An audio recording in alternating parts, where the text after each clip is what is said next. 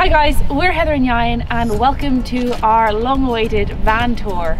Yain's going to show you around the outside and then afterwards I'm going to show you all the stuff that we've got inside this massive Iveco Daily Luton van. We'll be travelling in this van with our 3 dogs, hence its size, and we all fit in comfortably. Okay, so this is our Iveco Daily 2.3 litre and it's a Luton van like we said, so we've got the nice big high cab, which is why we picked it.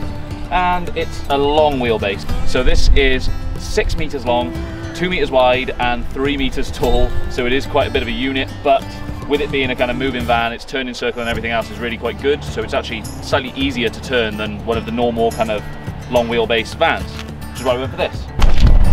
Okay, so I'm going to show you around the rest of the back of the van, but first, you see that red button just below? If you just hit subscribe, that'll be really good. Okay, come on, let's see them all. Okay, so you'll notice the whole van is this grey colour. This was done retrospectively, so this was originally just a white plain box van. We've painted everything, wrapped black around the bottom, and then this kind of grey, it's like a grey blue colour along the outside, and it kind of ties everything in quite nicely. We also did the wheel rims all black as well, so that all matches up nicely. One of the first things we did then was put in this caravan door. So that opens up super simple. Hey buddy. And what we possibly would have liked to have done at some point is put in a kind of fold out ladder system, but actually this van is really high, so it was quite hard to do. So we ended up using just this ladder that we originally bought for our build, and we've kept that. It's super lightweight, really easy to just fold up and fits in our van nice and tidy. So we keep that now, and actually the dogs use it to get in and out as well. This is not one of our dogs, this is one of Heather's mum's dogs, but she fits in nicely. Come on in, back in, safe. That door locks from the inside, so we don't need to worry about having like an external lock or anything like that. That all does that from the inside, and then we come out through the cab, which Heather will speak about our kind of cut through after. The next part on this van is our water heater. So this is an IMAS instant water heater, so we get instant hot water.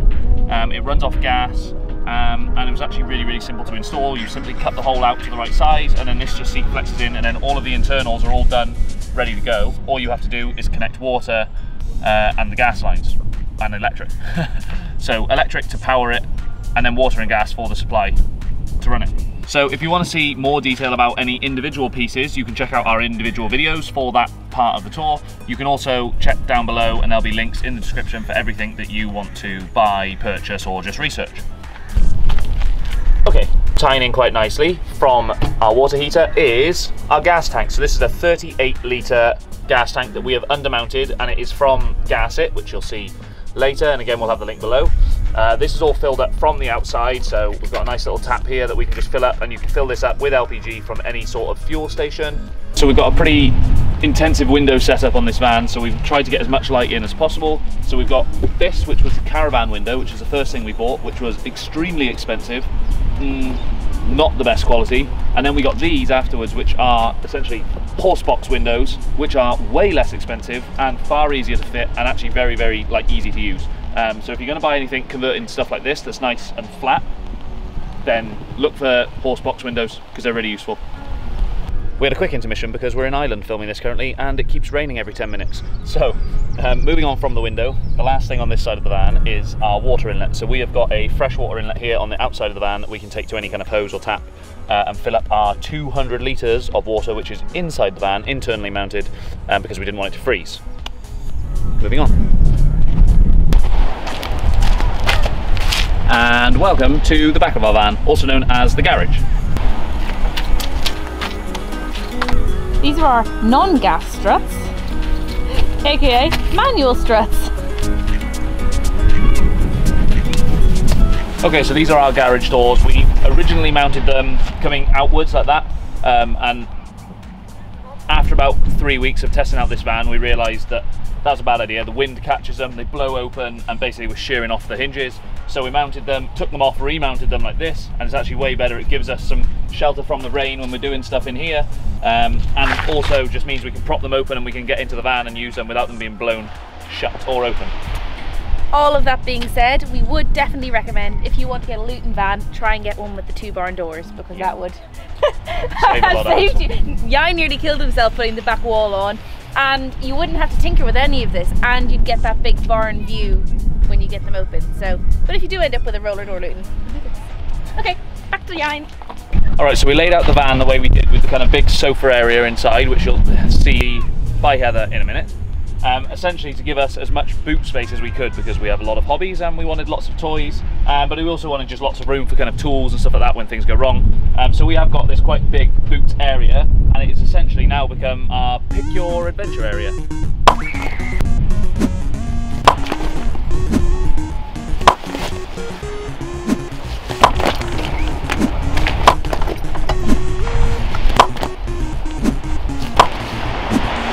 Okay, so what we also have inside the boot here is our, like I mentioned before, a 200 litre water tank,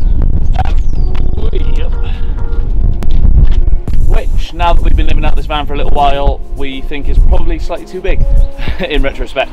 We probably don't need 200 litres. We only really half fill, maybe sometimes 3/4 fill this tank up, but it lasts us like best part of a week, and that's with showering, washing. Like, we don't spare any water. We did it quite ruthlessly, so I think we could have got away with 100, maybe 150 litre tank, and would have saved us some room. We also have here an out water hose connector, so we simply connect our hose. We've got like a hose pipe attachment to that, and that gives us fresh water that we can then wash off dogs and surfboards and ourselves, basically outside of the van, and we get pressure from that the same way as we get pressure inside, so we get loads of good pressure on that. And then other than that, and other than all of the adventure stuff that we put in here, essentially all we've got is some tools for fixing all of the electrical stuff that goes wrong, because Heather fitted all of that. And isn't that right, darling? Yeah, and that's about it. Just tools and a few spare different bits and bobs that we might need. The only other thing that is really on the outside of the van that's worth talking about is our kind of electrical hookup, which Heather will talk about more when she goes through the whole electrical system inside. But essentially we've got the hookup that you would get, like a shore power hookup, that's on any sort of RV, camper van, and we've put that on the outside of the van so that when we do pull up into a campsite we can just connect up and that charges our batteries. But we've never had to use it because actually our solar and our engine running have always charged our batteries up, and we've never actually needed it, so handy. Okay, so now I'm going to pass you over to Heather, who's going to talk about the inside of the van. So as we come through to the inside of the van, the first thing that you see is my wardrobe, which is right in here. And then underneath that, we've got kind of our toiletries drawer, and this is our outdoor seating. And beneath that again, we have got an unbelievable amount of shoe storage. I think between myself and Yaron, we've got about 10 pairs of shoes in here, so this is working a treat. On the other side of the walkway, we've got Yaron's wardrobe. So we definitely tried to use every inch of space in this van. So we got Yaron's wardrobe on a roller, and it comes out into the walkway. Next thing that we've got is our bathroom with a beautiful full-length mirror, so we at least know that we're going out of the house looking like shit. This area has a couple of functions. So obviously it's a shower, but it also doubles as a drying room, which is great for wetsuits. What you might not notice is our roll-away toilet. So this is our very homemade compost loo, which is simple in design. Just a toilet seat on top, urine separator and solids compartments. And then in here, we've just got our loo roll and sawdust. So welcome to the kitchen. It's quite a compact little space, but it's got everything that we need. So we've gone for a black sink and faucet. We've gone for the Extendo faucet, which handily pops out this window for an outdoor shower and allows us a little bit more flexibility. Has both settings as well for when we're doing the all-important dishes. Under here we have got all of your ordinary kind of cleaning supplies underneath the kitchen sink type stuff. In the middle drawers we've got a drawer in a drawer, which is one of my favourite little things in our kitchen for our cutlery and utensils. On all of these we've got the little push close latches to stop them flying out as we drive. But in here we've just got cups, plates, bowls, lunch boxes, and underneath that we have got our 30 litre 12-volt fridge, which we can pack with 4 days food, 5 days food, so it's fine for us. Over on this side we have got a built-in knife block into our countertop and a little chopping board, and we have got the Thetford Triplex 3-burner hob with oven and grill. I'm really happy that we decided to go for this kind of all-in-one unit. It was really simple to install, and it means that we can cook pretty much anything in here that we would cook in a normal house. Underneath here again we have got A little bit of an office drawer. So in here we keep our mouse for the laptop, hard drives, and our 2 laptops. And in the bottom drawer we have got the all-important pots and pans, kettle, and coffee maker, which we are very lucky to be able to run off our van. Where's the rest of our food, you ask? Well, we have got quite a substantial pantry with all of our bits in. So all of our carbs go up here, sauces and spices, and all of our dry goods from pretty much here down. Just finishing off on our kitchen, we have a really tidy little bin here, which is perfect. It's not too big, so we don't get to leave it too long. And on this side, we have got Rosie lying down in her little dog bed, but underneath Rosie, I would move her, but look how comfy she is. We've got our dog food and everything that they need in that space, along with where our diesel heater comes up into our van. So this is where most of our controls are. So we've got our max air fan remote, the inverter switch, and the iMass controls. Jan has obviously already talked to you about our iMass water heater, and here we've got a few 12-volt switches along with our on-off switch for our gas, bathroom light, fridge, water pump, and our main lights. Separate the kitchen space from our living area, we put in these 2 cubbies, and they provided a bit of a splashback between the hob and the sitting room area. It allowed us to mount our 240-volt onto here and then again on this side, and of course it provided us with a little bit more storage. So in this side we have got all of our camera, GoPro equipment, tripods, everything like that. And on this side, I'm not gonna lie, it's a little bit of a junk space. It's got Jan's toothbrush charger, laptop chargers, what do you call these things? An adapter. Our European adapters, and all that sort of stuff that needs a home, but isn't particularly attractive to look at. And that brings us into our huge living space. We have got 3 dogs with us, and they like their sofa space and their sofa cuddles, don't they, Cooper?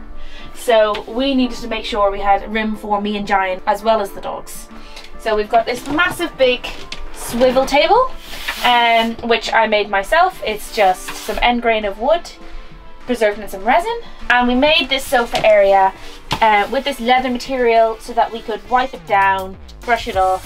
Really easy to keep with 3 hairy dogs. So we've got these 2 large 1 meter wide windows on both sides, and that lets lots of daylight in. So one thing that we did do to these windows was we added a privacy film on them, so when you look at them from the outside it has a mirror reflection, and the inside it provides a slight tint. This has been really good to, 1, not have everyone be able to see into our home, but 2, actually provide a little bit more protection from the sun, especially when we're in those warmer countries. Another thing that having these big windows does is it allows us to create a really good cross breeze and air circulation between these windows and our max air fan just above. We have made these Reflectix window blind covers, and they just pop in really easily to our window slots and actually have a great blackout effect. So we've got one of those for the 3 windows in the back and the full windows in the front. On our door it has its own blind, so that was one thing we didn't have to do. I'll give you a quick rundown of our electrical system. So underneath this cushion, oh sorry Dupe, there you go buddy, we have got the brain of the operation. We've got it here so we can access it really easily. In our off-grid power system we've got 300 amp hours of lithium phosphate battery from Renogy. Those are in 3 separate 100 amp hour batteries. We've also gone for the Renogy inverter charger, which is 2000 watts. This, along with powering our 240 sockets, also acts as our shore power. We've got a Victron MPPT smart solar charger, which is connected to our 300 watts of solar on our roof, and we've also got a battery to battery charger also from Victron. We tried to keep our power system as simple as possible, going for the majority of things in 12 volt and only our two 240 volt sockets being powered by our inverter. The one last thing that we have got is we got a battery shunt from Submarine Pico, and we've also got the display. If you also have this system, I would very much appreciate it if you could reach out to me in the comments. I haven't been getting on with it so far, so hit your girl up. So this table, along with being a great workspace, dining for 4 and quite a nice art piece, also is the missing piece for our spare bedroom, which I will show you now. And anybody who comes to stay gets a hot water bottle built in, don't they, Cooper? Yeah, you get a snuggle buddy. Okay, on to the master suite. So we pop these stairs just in here and up we go. In the bedroom we've got one of the smaller Dometic roof lights, which is absolutely fantastic. It creates a lovely breeze up in the bedroom. 3 little storage cubbies, 2 little lights that both have a USB plug in them, and then an extra little power outlet here at the side in these shelves. It's pretty minimalist, but we found it is exactly what we need. It's a super comfy mattress, which is great for sleeping on, but when we're awake it gets us up in the day. You've probably already noticed, but we've decided to mount our surfboards indoors. We could have used this space for some upper cabinetry, but it fits our surfboards perfectly, and we didn't actually want to carry too much weight high up in the box of the Luton. And the last thing is the cut through. So this is our little passageway through to the driver's cab. It was quite a bit of effort to put in the first place, but we are definitely glad that we did it. We would do it again. We use it every day. So let's go. So our cab area is nothing to note really. This is an 06 model Iveco Daily and was probably used just as a workman's van. So we've got a very old school radio, but we have added this, which allows us to connect our Bluetooth on our phones through the speakers, which is great for those long drives. And that's about it. It's functional. The one modification we did make to this area, when we did the cut through, we removed the double seat and we added in this single seat instead, which allows for that walkway through and leaves some space for the doggies, doesn't it, Rose?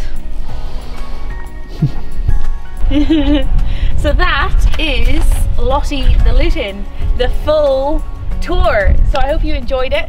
As Ryan said earlier, all the links to everything that we bought and the prices are below, because what we always hated was when we started out watching these van tours and been like, oh yeah, I'll just get that £3,000 Dometic fridge, and not really knowing anything about it at the time. We're off to have some adventures now, so we'll see you in the next episode. Bye everybody.